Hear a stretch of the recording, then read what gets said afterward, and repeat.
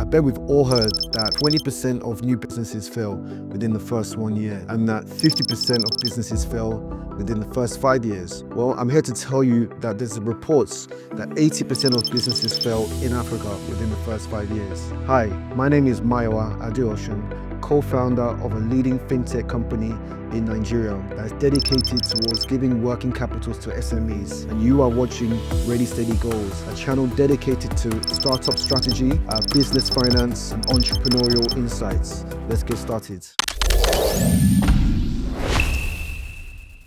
6 years ago, we started Sycamore, a business dedicated to giving SMEs working capital that is necessary for them to grow their businesses. And it has been a journey, to say the least. Challenges, accomplishments, and a lot of stories. Here are 6 things that I want to share with you, dedicated to each year that we've been in business, to give you the insights as a potential entrepreneur or somebody who's thinking about business, or maybe you're even working in a startup. Here we go. Lesson number 1, execution matters more than the idea. Now, I know we've all had that moment where we've had a bright idea, something like a eureka moment. And yes, these are fantastic feelings and fantastic moments. Without execution, it really doesn't mean too much. Execution is basically, for the purpose of understanding what it means, is transforming a strategy into something that makes commercial sense, right? So you start from a strategy, which is from point A to point B. How do you get from point A to point B?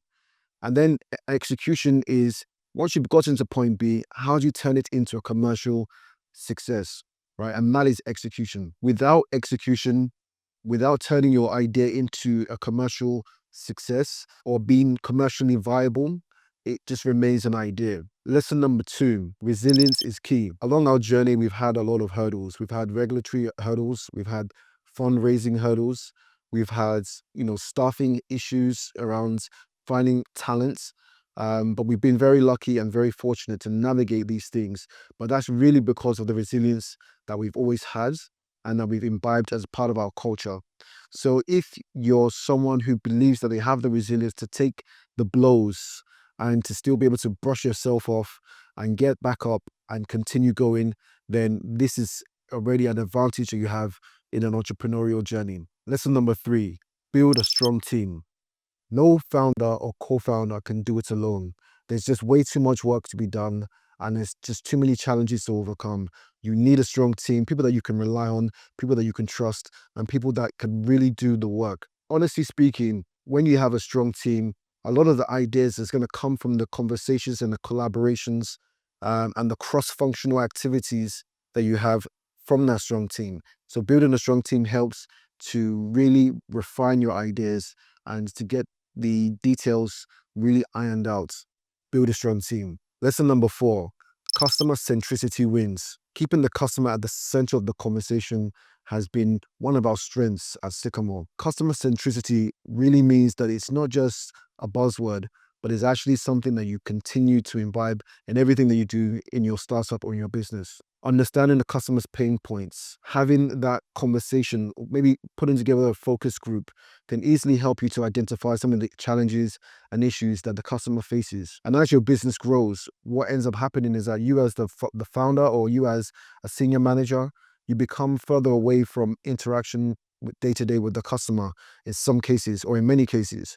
And so keeping the customer at the center of the conversation and making sure that you have that feedback loop helps you to keep focus and helps you to win going forward as a business. Lesson 5, stay financially disciplined. Growth is great, but financial discipline is critical, especially in an environment of economic challenges and volatility. One of the ways you can do that is by managing your expenses and keeping expenses as low as possible. You're here to run a business, and there's only 2 ways that you can manage your cash flow, or at least manage your profitability, which is 1, to grow your revenue, or 2, to reduce your expenses. And growing revenue is incredibly difficult, but managing your expenses is much more easier. So staying financially disciplined can help you keep your expenses low and grow your business that way too.